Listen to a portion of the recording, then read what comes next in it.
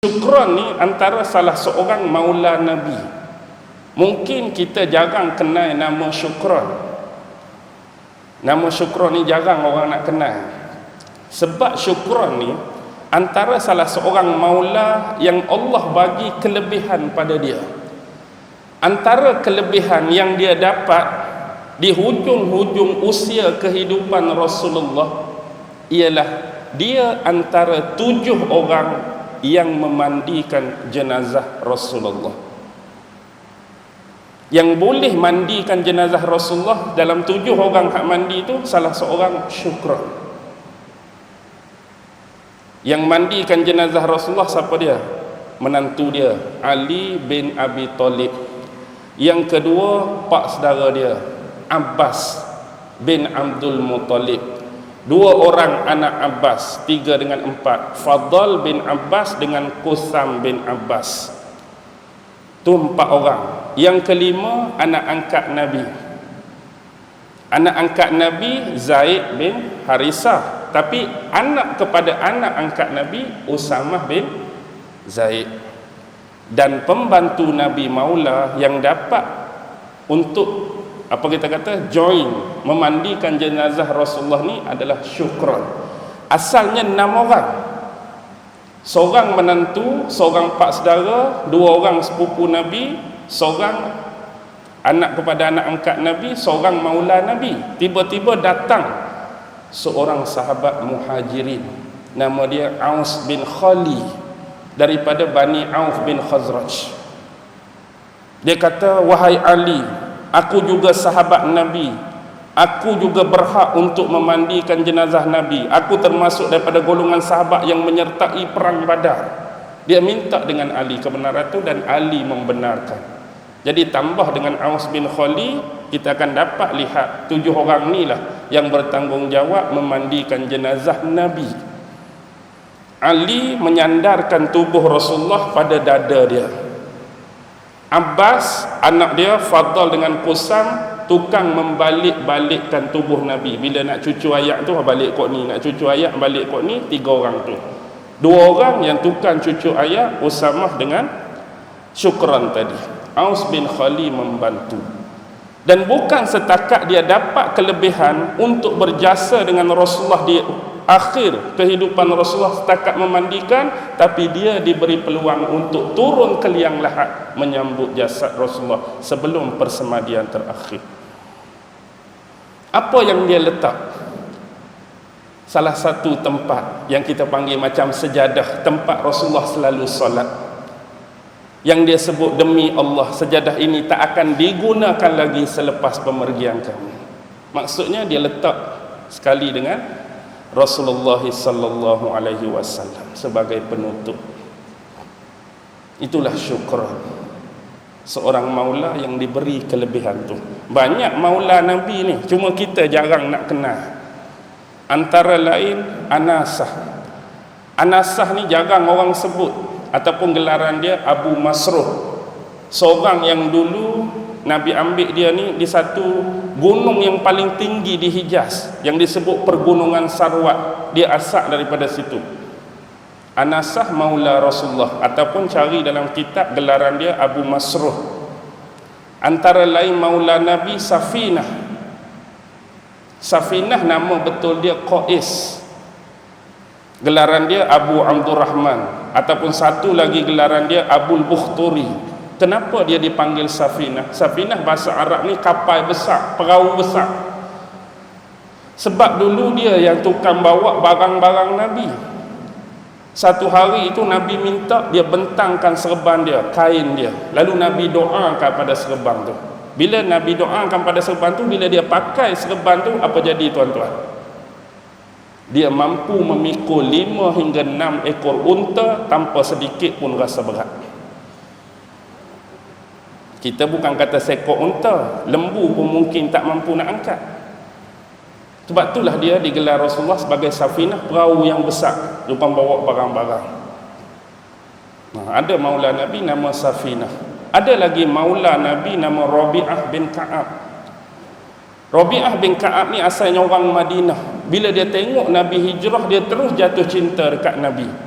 Sampai dia berpesan pada diri dia sendiri, tak ada benda lagi yang paling layak aku buat kecuali untuk menyatakan kecintaan pada Nabi ni. Aku kena serah diri aku kepada Nabi untuk berkhidmat kepada Nabi.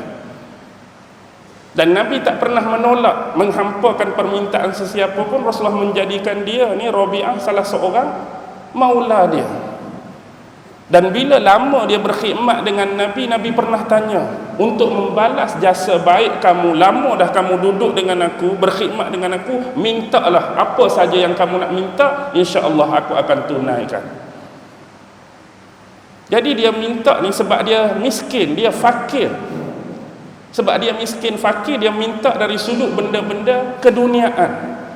Jadi sebelum Nabi tunaikan, Nabi kata, boleh tak kamu minta sesuatu yang lebih baik, bukan untuk urusan keduniaan kamu, tapi minta untuk urusan akhirat kamu.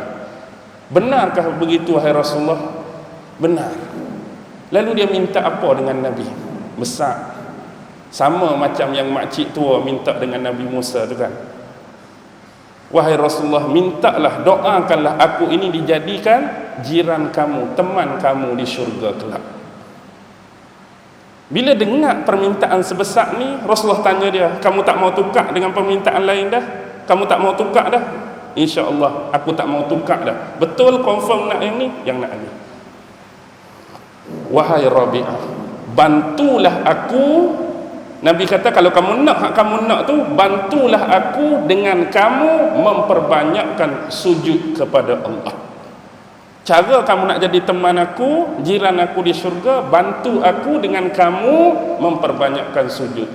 Otomatik memperbanyakkan sujud ni maksud memperbanyakkan solat kamu. Sebab itulah kita tak hairan ulama-ulama besar, sahabat besar, tabi'in besar, memang kelaziman mereka pada waktu malam solat sunat, solat tahajud beratus-ratus rakaat tak berhenti. Dan satu lagi maula dia yang mungkin hak ni hilang, seolah-olah boleh kata hilang dalam arkib sejarah. Jarang muarikh atau sejarawan nak cerita, iaitu Abu Rafi. Abu Rafi ni dia sama level macam Salman. Kalau Salman ni sahabat Nabi yang berasal dari Parsi, Abu Rafi ni sahabat Nabi daripada Mesir. Sebab dahulu Nabi nak menghapuskan tribalism. Terkeluar istilah. Bila saya sebut tribalism, faham tak apa maksud tribalism? Faham? Apa faham? Tribalism ni macam ni lah. Tribalism ni luas. Salah satu bentuk tribalism, macam kita identifikan, kita letak kita ni satu suku tertentu. Contoh, aku ni suku ni hebat ni, suku ni gah ni. Lepas tu kita identify orang lain, kalau dia tu suku tu, dia tu kabilah tu. Biasanya tribalism ni dia terarah kepada fanatisme, taksuban. Kita ni suku ni memang suku kita hebat, kumpulan kita hebat, tapi kalau kabilah tu tak berapa hebat, suku tu tak berapa ganas. Tu antara tribalism. Jadi sebab itulah di kalangan sahabat-sahabat selalu menamakan Salman Al-Farisi, Salman orang Parsi. Jadi Nabi nak hapuskan tribalism ni, Nabi letak pada Salman apa? Salman Al-Muhammadi. Tu baca sejarah Salman Al-Muhammadi, nak suruh dekatnya Salman dengan Nabi. Salman ni di antara orang yang dekat dengan Muhammad. Tak mau sahabat sebut Salman Al-Farisi, nampak dia tu orang Parsi, tribalism tu wujud. Kita ni orang Arab, lebih mulia, lebih tu, dia orang Parsi.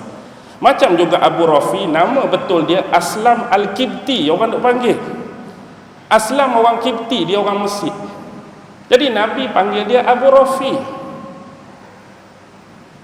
Nabi nak hilangkan tribalism tadi. Sebab tribalism ni dia maybe replacing nationalism lah. Dia boleh mengesampingkan, mengurangkan nationalism, fanatik dan kesukuan yang melampau. Jadi salah satu kehebatan Abu Rafi ni, Nabi pernah umum di khalayak ramai, di khalayak manusia. Sesiapa Nabi habaq ni depan orang ramai nak melihat kepercayaanku, amini, untuk diri aku dan keluargaku, maka kamu tengoklah pada Abu Rafi. Siapa nak tengok orang kepercayaan aku untuk diri aku dan keluargaku, tengok pada Abu Rafi. Dia bangga Rasulullah umumkan benda tu tentang diri dia. Dan dia sebut 3 benda special, tuan-tuan. Abu Rafi ni, dia kata, aku ni manusia yang pernah berbai'ah 2 kali. Maksud dia bai'ah Ridwan sewaktu perjanjian Hudaibiyah tu, satu lagi bai'atul Aqabah. Selain daripada aku yang terlibat 2 kali perjanjian, aku terlibat dengan 2 kali kiblat. Maksudnya dia sempat solat dengan menghadap Masjidil Aqsa sebelum pindah kiblat, dan dia juga masih lagi hidup selepas berlaku pindah kiblat. Dan aku terlibat lebih daripada orang lain 3 kali hijrah. Apa maksud 3 kali? Pertama, hijrah ke Habsyah cari perlindungan. Yang kedua, hijrah dengan Nabi ke bumi Madinah. Yang ketiga, bila mana Ali, dia ni penyokong kuat Ali, berhijrah ke Kufah. Sayyidina Abu Bakar pemerintahan di Madinah, Umar memerintah di Madinah, Osman memerintah di Madinah, Ali memerintah di Kufah. Aku berhijrah di belakang Ali pergi ke Kufah. Tu dia sebut kelebihan-kelebihan dia, Abu Rafi. Dan kisah dia famous ni, kalau tuan-tuan perasan, waktu Rasulullah menghadapi masalah dengan isteri-isterinya. Kan waktu Aisyah difitnah tu, kan Rasulullah macam mengasingkan diri daripada isteri dia. Jadi orang yang teman Nabi, Abu Rafi inilah yang teman Nabi sewaktu Nabi mengasingkan diri dengan permasalahan isteri-isteri baginda. Itu antara maula-maula Nabi. Banyak lagi. Jadi kita perlu ketengahkan benda ni sebab jarang orang nak kenal. Okey.